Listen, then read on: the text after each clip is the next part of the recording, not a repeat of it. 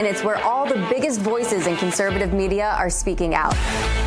Download the Getter app right now. It's totally free. It's where I put up exclusively all of my content 24 hours a day. You want to know what Steve Bannon's thinking? Go to Getter. That's right. You can follow all of your favorites. Steve Bannon, Charlie Kirk, Jack Posobiec. And so many more. And the best part? You can watch Real America's Voice right there on Getter. Live.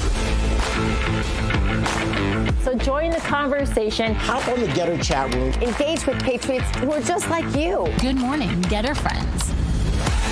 We're breaking news, we're delivering the truth, And we're doing it on Getter Every single day. So don't wait. Download the Getter app now. sign up for free and be part of the movement. It isn't just an app. It isn't just a social media platform. It's a community.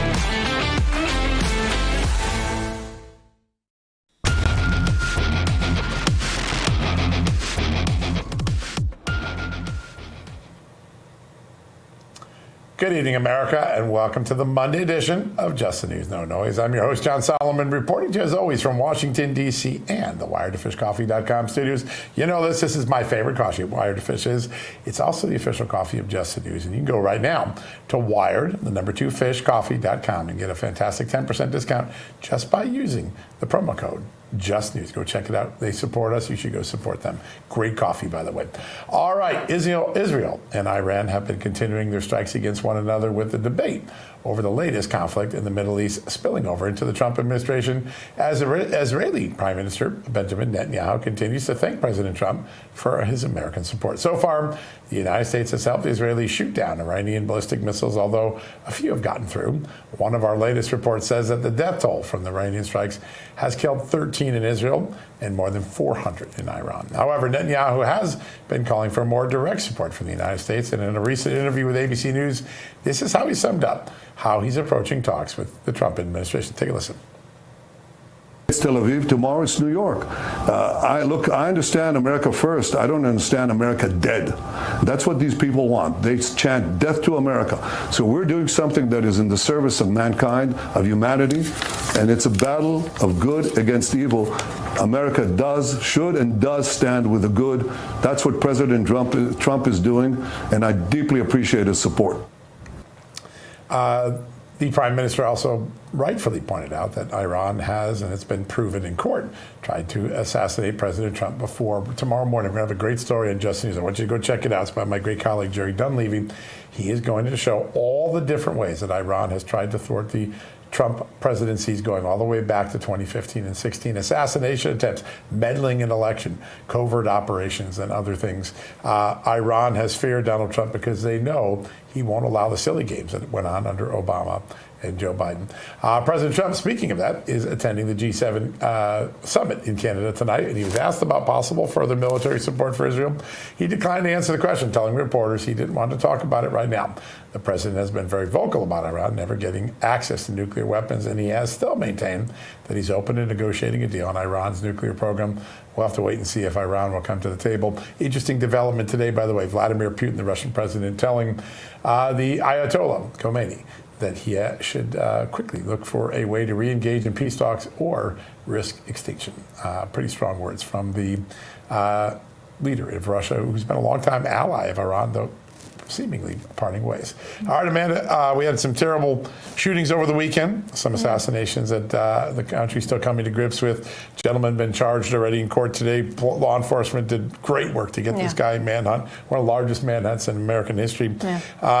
But a reminder that we live in a tinder dry environment, and it just takes a couple sparks for some people to do the wrong thing. Absolutely. So obviously we will wait for details to transpire about that. But how about this? President Trump posted on True Social yesterday evening that he is ordering ICE to deliver the biggest mass deportation program in history. He wrote this: "Our nation's ICE officers have shown incredible strength, determination, and courage as they facilitate a very important mission, the largest mass deportation operation of illegal aliens in history. ICE officers are herewith ordered by notice of this truth to do all in their power to achieve the very important goal of delivering the single largest mass deportation program in history." So it sounds like the president president is continuing to take care of a key campaign promise, right? Well, some in the media didn't think so, with former Meet the Press host Chuck Todd doing journalism the only way that he knows how and criticizing President Trump for this part of his ICE order. Here, I'll read it to you. He said the president wrote, "We must expand efforts to detain and deport illegal aliens in America's largest cities such as Los Angeles, Chicago, and New York, where millions upon millions of illegal aliens reside.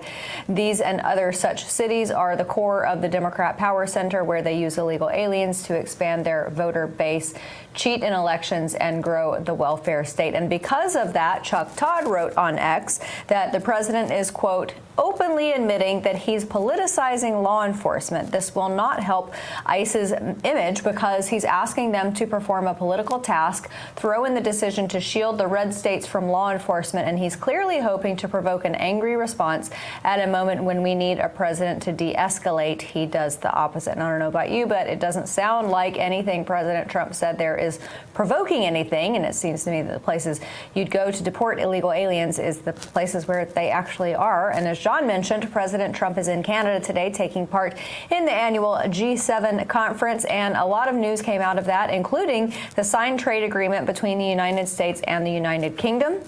The president announced that with UK Prime Minister Keir Starmer just a little bit ago, and trade has been a major focus of the G7, as you might expect. So we're going to see what else comes out of that. What do you expect, John? More trade deals? Yeah, I think we will. I think we'll see a trade deal, some form of trade deal with Canada, and I think India soon. Yeah. I was watching these protests and the extraordinary insanity that these cities allow, and I keep wondering how many more times will American taxpayers foot the bill to rebuild the city because they allow lawlessness and hatred and spitefulness. And Portland, I was covering the Portland riots around midnight on Saturday night. They're throwing incendiary devices into a federal building. It's just insane. Their own cities. Yep. Our first guest tonight, he's got exactly the right solution. He's got the Safe Cities Act. Joining us right now from the great state of Wisconsin, where I spent a good part of my early journalism career, Congressman Tony Wheat. Sir, good to have you on. Thanks for having me on. It's a great honor. A lot of people I've been talking about the last few days very excited by the Safe Cities Act, an effort to bring some common sense to federal spending, which is if you're going to be lawless in your city, we're apparently not going to use taxpayer dollars to do it anymore. Tell us about it. Well, it's unfortunate that we have to propose legislation like this, but this is to codify the memorandum of President Trump. The Safe Cities Act, or the Stop Anarchists from Endangering Cities Act, is something that I think we need to put into place in order to protect the cities, especially when we see cities like Los Angeles, where you have Governor Newsom, you have Mayor Bass, who are politicizing this and really pandering to the violent extremists. President Trump wants to restore law and order and de-escalate the situation down there and ultimately save the city. And this is an act that I'm getting a lot of momentum on right now. People want law and order, and the governor and the mayor need to actually do what's right for the constituents and protect law and order. Basically, what this says is if you are an anarchist state and now all you're doing is pandering to these violent extremists, we're going to pull the federal funding from the local jurisdiction. If the Department of Justice deems you as anarchists, that's what we're going to do. This ought to be a deterrent in order to prevent things that are happening right now in Los Angeles. Yeah, great point. Congressman, what I love about this is it saves money in two ways for belligerent leaders. It saves money on the front end, but also on the back end. Even if you have a blue city mayor like Karen Bass or a blue state governor like Gavin Newsom, they don't want their states or their city destroyed because in the case of Karen Bass, it hinders how people feel about LA, and for Gavin Newsom, the state of California as a whole, which hurts tourism and all sorts of other issues. So not having that safety blanket of the federal government helping to rebuild after the destruction, to me, is a great deterrent by those leaders to stop it in its tracks. Well, exactly. I mean, all government right now, certainly at the federal level, at the state level and local, are concerned with revenue. I mean, we see it obviously from a federal perspective. We don't have money. We're continued to be deficit spending. Why not prevent? these issues? Why not, bring on law and order ahead of time? And that's what President Trump is doing with, offering National Guard and even the Marines, is to de-escalate the situation, to prevent the looting. And we saw this in 2020. We even saw this in Kenosha in the great state of Wisconsin. Right. But fortunately, we had intervention from the National Guard that came in and prevented Kenosha from burning to the ground. And without that, that would have happened. That's why this is so important. Again, this is a deterrent.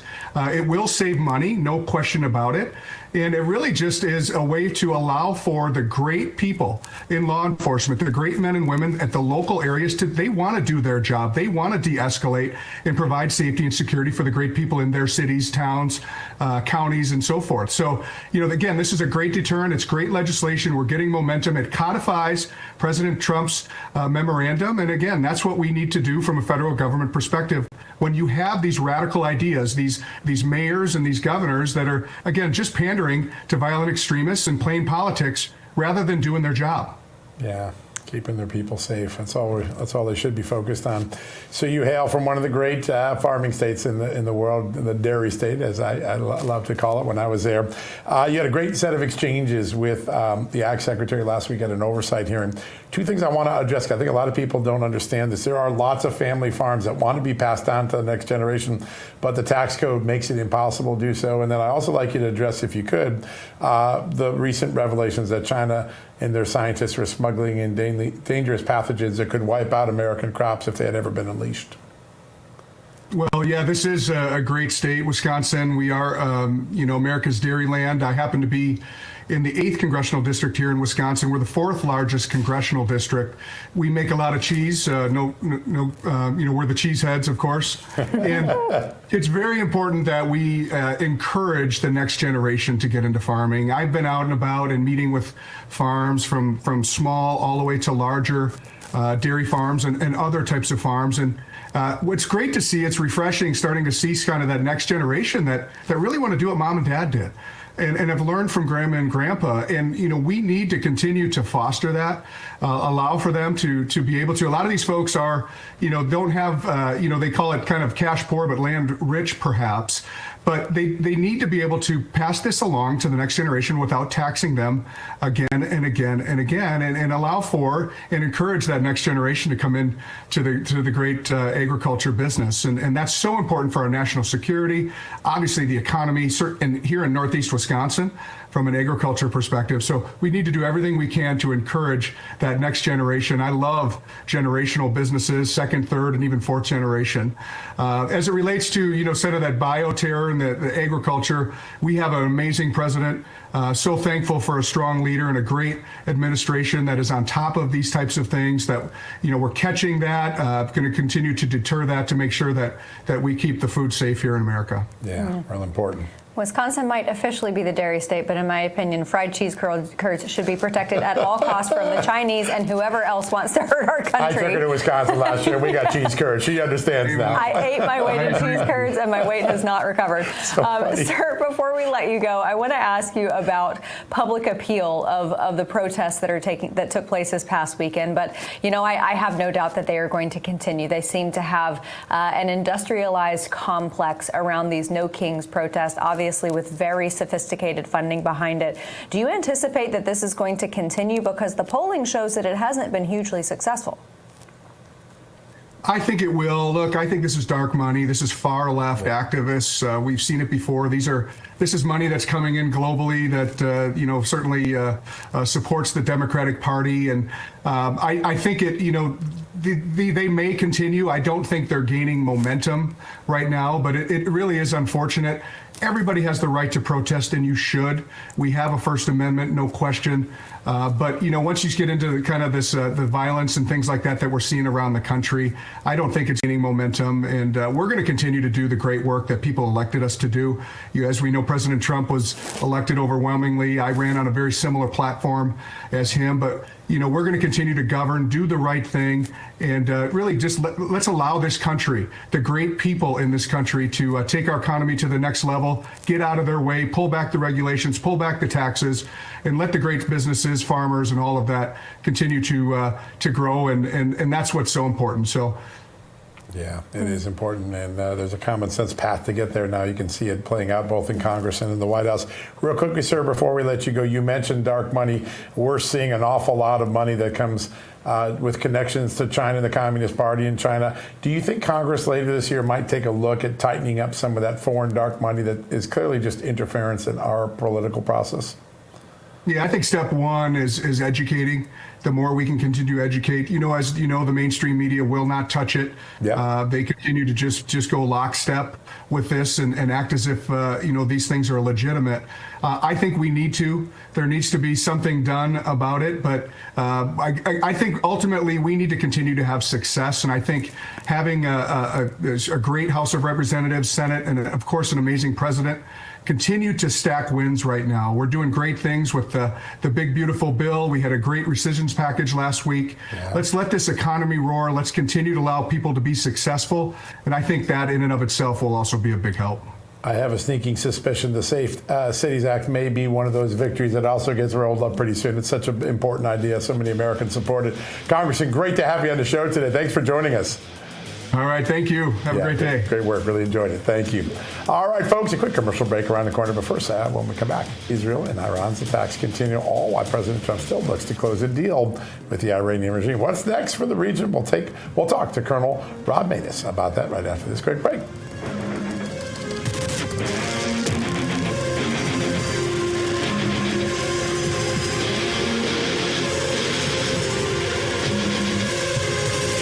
Hey folks, you know this. People spend up to half of their waking hours on their smartphones, and big tech reaps trillions from that time while users get nothing. Mode Mobile is flipping that script. Founded by Dan Novias, Mode Mobile created the Earn Phone, a smartphone that pays users simply for doing what they do already: reading, gaming, listening to music, and even charging their phones. It's part of a new digital equity model where users finally share in the value of their attention. 56% of Americans don't have $1,000 in savings, and 45% rely on side hustles just to make ends meet. Mode Mobile has already delivered over $325 million in earnings and savings to more than 50 million users worldwide, earning the title of the fastest growing company in software on Deloitte's 2023 list with $75 million in lifetime revenue. Big tech has monetized attention for decades. Mode Mobile is giving that power back to you, the people. They recently closed an oversubscribed $46+ million funding round and have already reserved their NASDAQ stock ticker, but private investors can still get in ahead of the public markets. This is a rare pre-IPO opportunity to invest in one of the world's largest untapped markets: personal screen time. Learn more at invest.modemobile.com/realamerica.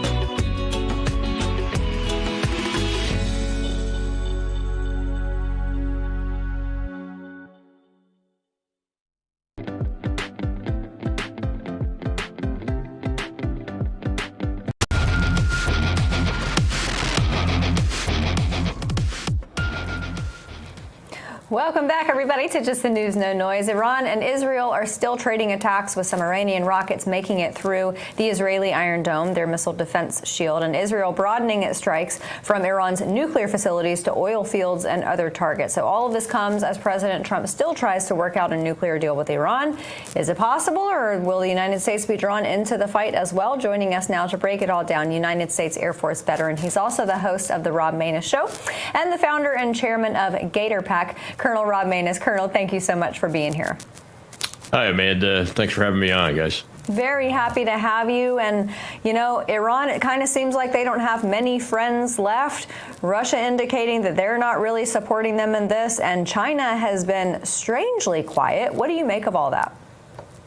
Well, I think Iran's getting paid back for all the destabilization of the entire Middle East region that they've been doing for the last 50 years or so. You know what? It couldn't happen to a nicer country, now could it? Now, look, we are adamantly opposed to this killing of civilians in warfare. As a matter of fact, I personally think war should be an absolute last resort. But the Israeli intelligence and Israeli government had to make a decision when they got the information that looked like Iran was really close to mating a nuclear warhead to a delivery system, and they can't afford to let that go.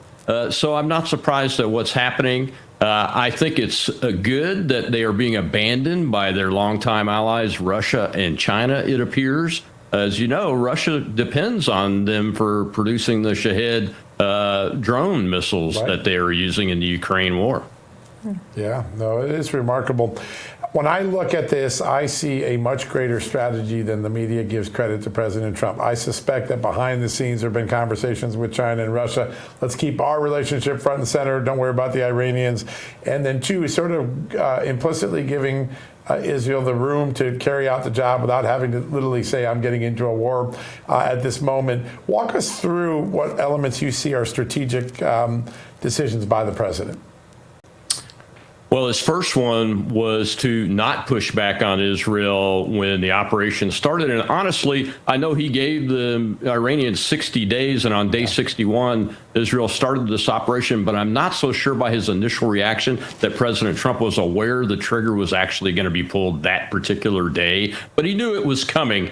So he's had the opportunity to take a look at this and to continue to tell the Iranian leadership, even as they have been killed off by this exceptional Israeli air operation and ground force operation with limited special ops and Mossad forces that have been on the ground there. Yeah. Even though that's happened, he continues to tell the Iranians publicly that there is still a deal to be had, but the time is running out on it. And he's going to continue, I believe, to let Israel go ahead and get this job finished.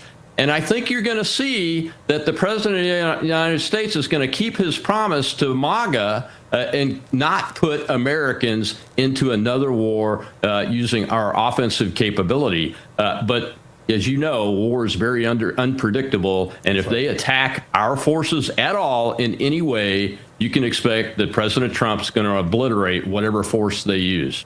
Yes. Yeah, I think that's a fight Iran does not want to pick right now. Disproportionate, I'm pretty sure, is going to be the name of the game there. Colonel, it seems like this is one of those times in history where Khomeini, the Ayatollah, is weaker than it has been in all of our lifetimes and possibly in the last 100 years. At the same time, on a parallel track, you have the Iranian people who seem to be more fed up than they have been in a very long time. Is this a really special moment in history where something can happen from within Iran? The possibilities are higher than I've ever seen it in my lifetime, and since I've been involved with the Iranians. And I'll remind you, I got involved with the Iranians at 17 when I enlisted during the hostage crisis. And the Iranians have been trying to kill people like me ever since. So I think it's a very rare opportunity. It's the only opportunity I've seen that's realistic for the Iranian people, the Persians, to rise up and throw this oppressive theocracy government off. And return back to something more like a democracy or a parliamentarian democracy. But you know what? We need to help. They need to help from the groups that are outside the diaspora of Iranians that exist that are in exile need to come together. I implore them, and I've said this every time I've interviewed on this since June 12th, the diaspora needs to come together and work together to help those that are in the country now go ahead and rise up and throw this off. It's possible to do that, but it's impossible for the United States or Israel to put ground forces in there like we did in Iraq and Afghanistan and many, many other places where it's absolutely failed. That is not what's possible. So regime change, if the Iranian people rise up and do it, absolutely, and they can maintain their government. But if we want to go down the road of Iraq or Afghanistan, you'll get the same exact results, probably even worse, because Iran is a much more highly populated country and has much more capability than any of those other two countries. Yeah, that's a great warning, a very smart piece of advice. So I want to talk about Iran's surprising diminishment. I think they're more diminished than anyone expected. People always thought they had these massive air defense systems. It looks like Israel was able to destabilize most of those very quickly, neutralize most of those. How badly injured and how weak is Iran's military right now? And what is the end game? What do you think is the definition of victory for Netanyahu? Well, Israel's Air Force is able to range the entire country almost unopposed. That tells you that they've achieved air dominance when their forces are over that country. Nothing's flying. They're shooting at drones with AK-47s. I've seen live video of that in the last 24 hours. They're not even using their anti-aircraft artillery guns anymore because a lot of those have been destroyed. And if they turn their radars on, they're being destroyed almost immediately. So that's what's happening there. I think the end state is once we can get confirmation of the facility at Fordow to be destroyed to the point where it can't be used again, that'll be where the end state comes from. And that's why the Israeli Air Force needs more time. They don't have the heavy penetrating weapons that the United States has with the B-2, and which is why a lot of the folks in Washington are trying to get the president to use our B-2s, which we don't have to do because the Israeli Air Force does have penetrating weapons. It's just going to take a little bit longer to get to the depth through the 90 meters of rock and tunneling that it would take otherwise, but you can still accomplish the same effect. And I think that's where the end state would be. Look, it would be nice, as Prime Minister Netanyahu said the other day, look, it looks like there may be able to be a regime change because of this, but I don't think that was a strategic objective of his. I know it's not of ours because of the hard lessons we've learned and the vast amounts of blood and treasure that have been spilled on these deserts in the last 25 to 30 years, especially. But I think that regime change, if it comes from internally and from the Iranian diaspora that's out here that could come together and work with those that are inside, that could happen, and that could keep the country together so that it's not completely devastated and leaving a vacuum that some other bad actors could come into. Yeah. Very important. Colonel, before we let you go, there is a subsect of MAGA who is very dubious of intelligence reports. They don't want any type of involvement in this whatsoever. Their main citation is weapons of mass destruction from Saddam Hussein, and they look back on that and say, well, we just don't trust the intelligence. But the United States isn't propping up Israel in the way that we are getting involved in a war. It's a defensive posture helping an ally. What types of conversations are you having with those people who don't want any type of involvement in this? Because, you know, if they do have nuclear weapons, they go after Israel first, but they go after us second.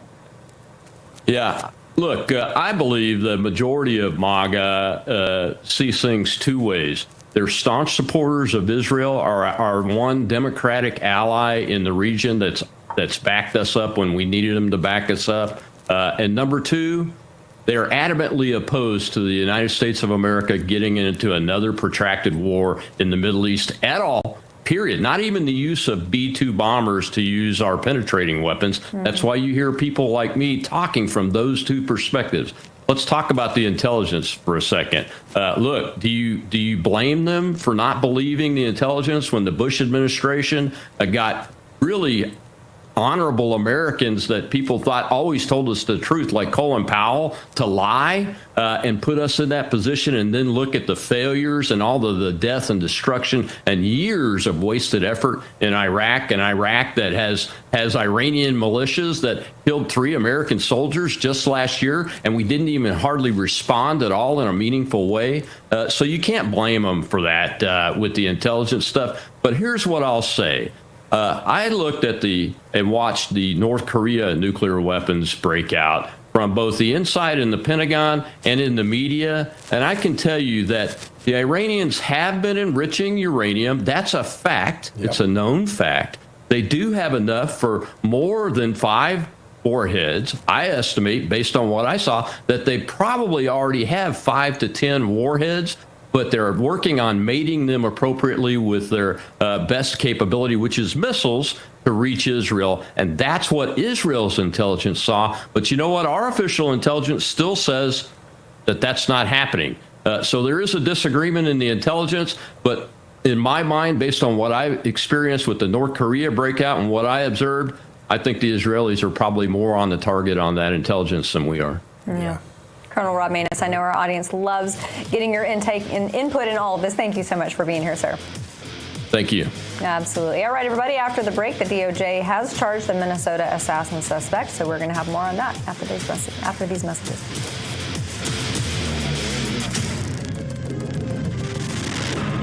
Hey, folks, if you've been following the facts, not the spin, you know we're living through a pivotal moment in American history. In just the first 5 months of President Trump's return, we've seen measurable progress. Border security is tightening, deportations are up, woke and DEI policies are being dismantled, and our military is being restored to strength as a fighting machine. These are real actions, not talking points, but here's what the facts can also tell us. One man can't fix everything. Congress needs to get in line with American people, and that's where you come in.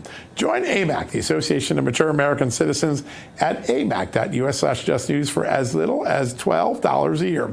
You'll get their award-winning magazine, valuable discounts, and access to free resources. But more importantly, you'll be part of a movement committed to protecting the values that made this country great: faith, family, and of course, freedom. Don't just read the headlines, help shape them. Join me and become an AMAC member today by going to amac.us/justnews and stand with millions of informed Americans right now.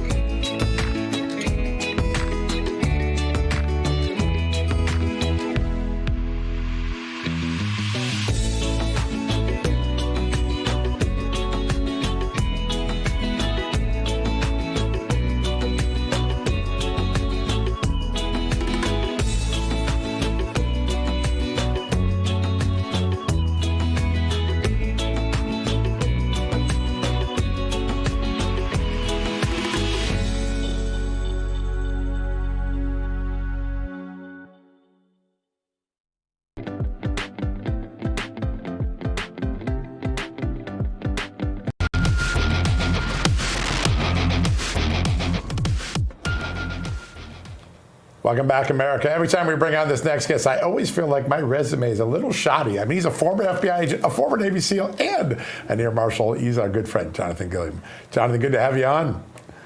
Good to be with you. Hey, listen, our resumes are very, very good, but the biggest thing about all of our resumes is that we're never wrong. We're always right. I think that's the most important part of it. I like that. I like that. It's a great honor to have you on. I want to start with something that I think a lot of people probably aren't thinking about. We're watching the war. We're praying for the people in Israel. We know there's a pretty intense war going on. Israel's starting to get the upper hand. But on our soil, the professional terrorists that have never really struck our soil very often, Hezbollah, they've had sleeper cells here. If you're the FBI, walk us through right now what you're probably doing and looking at to make sure that Iran doesn't try to surprise us on our own homeland. Well, I don't know if they're doing this, but the first thing I would be doing is looking at these individuals who are at all these riots and all these protests, the stuff that's going on in the universities, and the people who are closely related to Hamas, because they're all over the place overtly, and they've convinced a lot of people to do their bidding when it comes to down-talking the Israelis and Israel in general, attacking Jews, as we've seen here in the United States. And that's a very important thing, because if terrorism has evolved, it's not just simply about big attacks and causing fear in a society to get them to do what they want, but now they have mastered the art of using social media and these protests and riots to push out altruism for all these narcissists that have come out on the left and on the right as well, but people everywhere that because of social media, they think they know more than everybody else, and there's not a cause they won't pass up. So my fear is not just that there's sleeper cells in and around, but that they are inspiring many of these Americans that are not Muslim to go out and do these things. So the FBI is notoriously bad at thinking outside the box. If you ever watched the show Mindhunter and how they gave that guy so much abuse because of his out-of-the-box thinking, that's really the way it is. And so the FBI needs to learn how to think outside the box and not just think regular. Yes, there's cells here. They've been allowed to come into the country. But if you're just looking for overt or covert Islamic terrorists, you may miss this whole other aspect of what they've shown that they're doing, not just here, but also in and around Israel. Greta Thunberg jumped on and went all the way across an ocean to get over there in support of Hamas. All that you see is exactly what I fear happening here. So they got to concentrate on that as well. Yeah, that's good advice. Very good advice. Yeah, Jonathan, there are a number of organizations, Campus Reform is one of them, who publishes a list of universities and the dollars that they accept from organizations with very questionable ties to terrorism. So there's a provable tie between education and terrorism. With this pressure to revoke the visas of international students who are involved in these protests, does that help the effort? Does that make any dent in rooting out these sleeper cells? I absolutely believe it does, because I was in an article recently on Fox quoted about saying that these visa overstays, for instance, are a national security threat. The guy that was in Colorado that threw Molotov cocktails and burnt eight or more people, that individual was a visa overstay. So the possibility of these sleeper cells being here because of immigration, for instance, shows you how important it is for all these agencies within the federal government and all the aspects in which they have to look at this problem to work together and hit it from different angles. I was listening to your last guest and the colonel and talking about Israel and Iran, and if you look at Israel, the way they have done this, they have systematically gone after and diminished Hamas. They went and diminished Hezbollah. Now they're going after Iraq, and with our assistance, they also diminished the Houthis. Right. But before that occurred, intelligence had to improve, and Israel definitely knows now how important the intelligence is. And I think that is another aspect of this, that the federal government, along with, the FBI, along with ICE and Homeland Security and all these agencies, they have lists of a lot of these people who have come over and then disappeared. They need to start working together to develop these potential attack cells and where those people came from. They can start forward thinking that. It doesn't mean you got to go out and charge these people, but there's nothing in the law that says you can at least start looking at names and saying this could possibly be something, and then start going and trying to make contact with those people. 9/11 reminded the world and educated Americans about the radical Islamist terrorism threat. It seems to me, Tay, one of the things you're warning about is sort of this radical far left threat potentially evolving into terrorism or lone wolf opportunities. Have we done enough thinking about that? And do you see an FBI in its transition to Kash Patel that's starting to focus on it?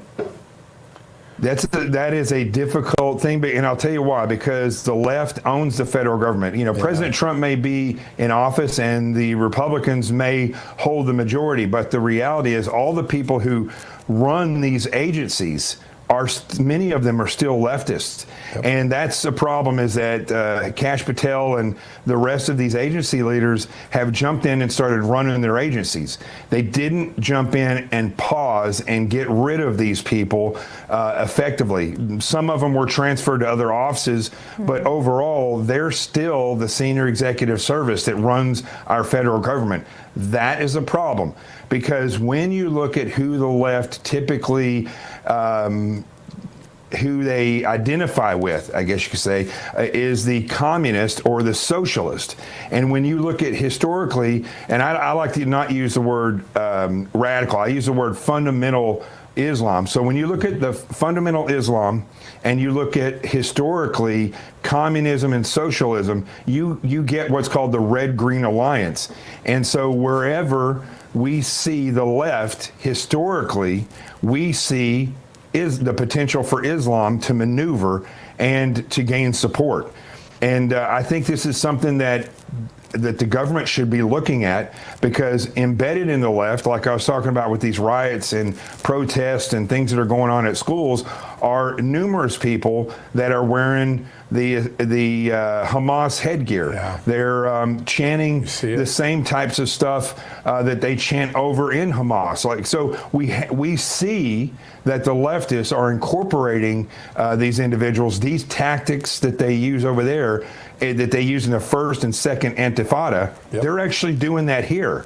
They just are now getting to a more violent aspect, which they had in the second Intifada in Israel. They're getting to that now on a much faster scale than they did over there. It took years for them to progress that way over in Israel.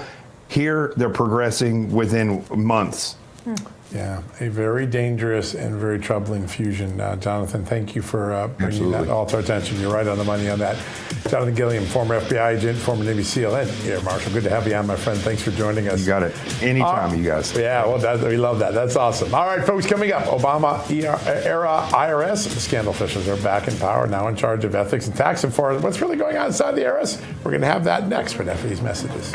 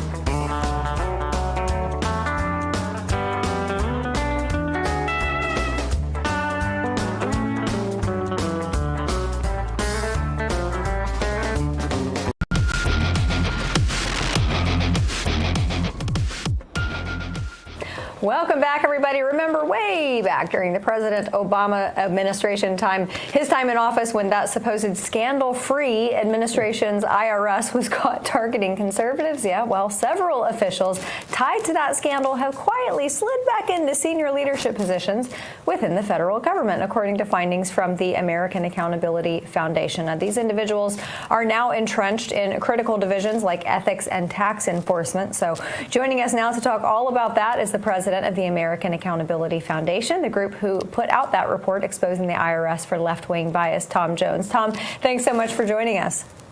Hey, thanks for having me on. I appreciate it. Absolutely. You know, I wish I could say that I don't expect the ghost of Lois Lerner past and that type of ideology to infect government even further, but these, I mean, it's entrenched. It's the bureaucracy, right?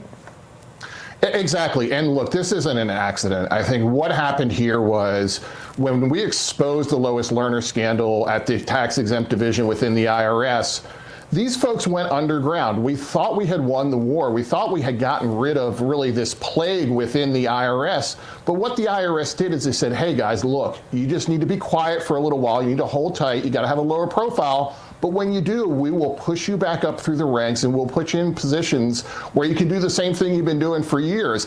And that's exactly what happened. And our report details, and I'd love to talk about it, the different divisions in which the IRS has put the kind of the deputies from the Lois Lerner scandal. And they really put them in those positions so that they can use the power of the IRS to retaliate against conservatives. Yeah. We always say election has consequences, but usually not for bureaucrats. They always seem to survive and outlast presidents and elections. It's remarkable.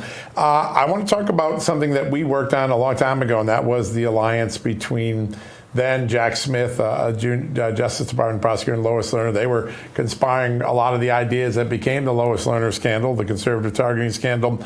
And then 6-7 years ago, he's the guy they pull right out when they want to pursue Donald Trump. Does those in bureaucracy and those in the left, have they sort of road mapped out who their people are, and that's why they keep getting back into position? Yeah, 100%. And look, we need to name names here. And really, the most important name we need to focus on is this woman named Holly Paz. Okay. She was the number 2 under Lois Lerner during the targeting scandal, and she kind of went underground. Where they put her is in kind of this bureaucraties division called Large Business and International. And you're like, what the heck is that? Right. Well, what it is the part of the IRS that regulates pass-through entities. And anybody who knows anything about business in America, most businesses in America are these things called pass-throughs, where you have your business, it moves into your personal side, and that's where you pay taxes.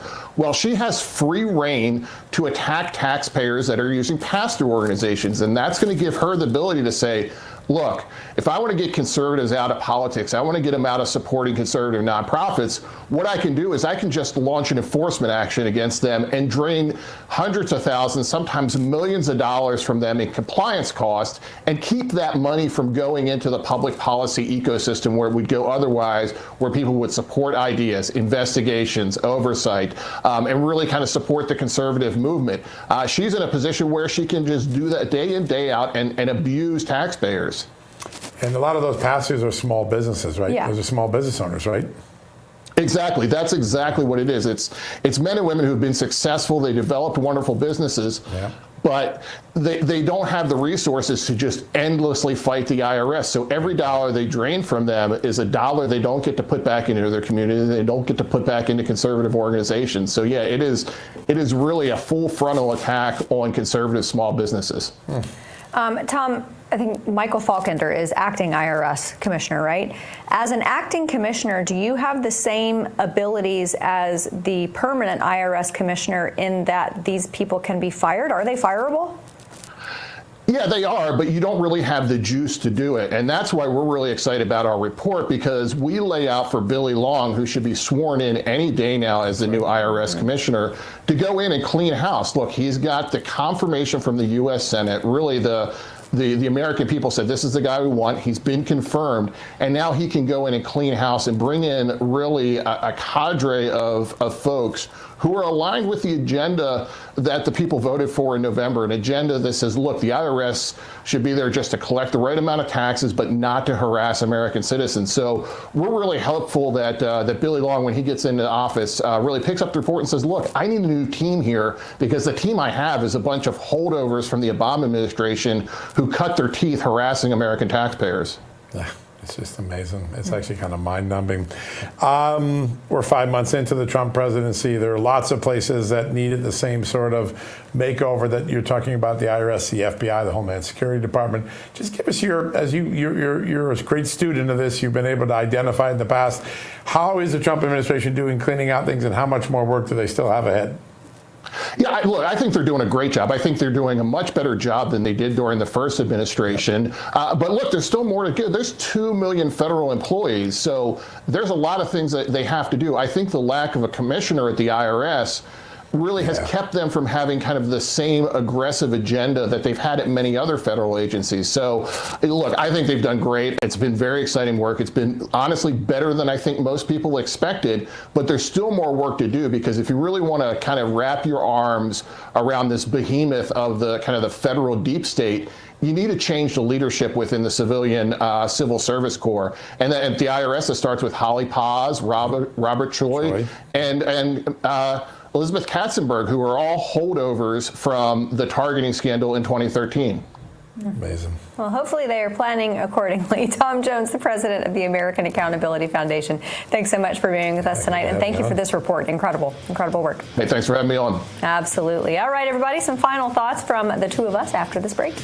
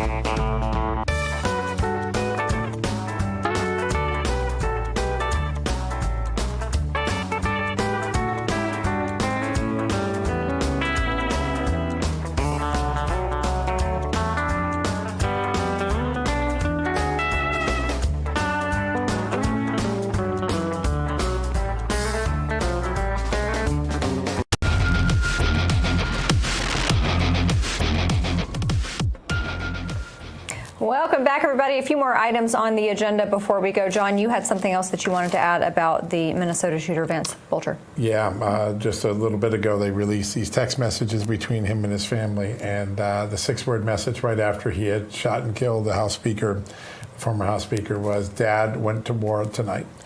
Dad went to war tonight. That's what this mindset of this man was, or some other stuff, apologizing to his wife, realizing that their life was about to be destroyed from his actions that night. But a reminder, as Jonathan Gilliam was telling us at the beginning of the third segment, that this ideology, this sort of activation thing that's going on in America right now, we allowed hateful rhetoric to stick around for so long now. That rhetoric has now built certain people up to take action, and I think it's a moment for all of us to realize that this is a much more dangerous situation than we've probably had in America in a very long time.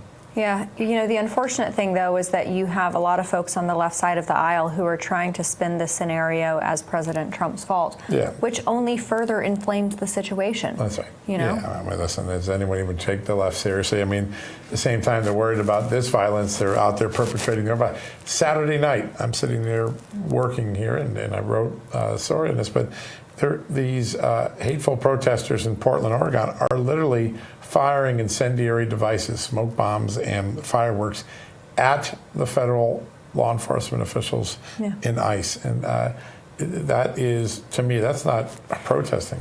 That is an attempt at murder. When you throw something that could kill someone or burn them to death, that is the sort of escalation that I think Jonathan was warning about. Yeah. So we have these protests here in the United States. As you talked about, the violence has been allowed to fester such that it has turned into assassination and assault and murder and all sorts of property destruction. That doesn't fly in Egypt. In Egypt, you had 200 protesters there protesting. Anti-Israel protesters, right? Anti-Israel protesters, and Egypt said, no thanks, and dragged them out. Yeah, listen, I think, John, we all do support the right to protest. It's a part of the DNA of America. It's part of having a First Amendment. The second that protest crosses into the sort of violence that we see, you start hitting people, you start pushing guards like the senator did, Senator Padilla did. You've crossed the line, and there has to be a consequence for it. I am shocked that the Trump Justice Department hasn't taken action against Senator Padilla.